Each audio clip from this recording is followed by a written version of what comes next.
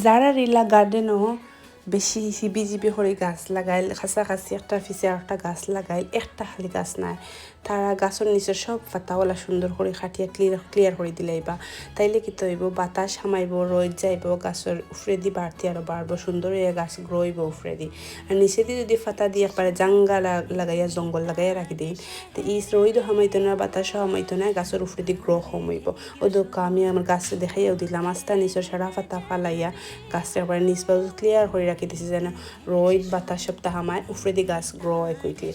যাই হোক ও টিপসটা দেওয়া লাগে আওয়াজে লাউ গাছ যদি হয়, আর যদি একলগে 3-4টা-5টা একলগে লাগাইলাই, নিচ ক্লিয়ার রাখবা, নিচের ছোটো ছোটো পাতা কাটিয়া দিলাইবা, যেন বাতাস সামাইতে পারে, রোদ সামাইতে পারে। তাইলে নিচ ক্লিয়ার থাকলে গাছের উফরে দি জোর পাইব বেশি।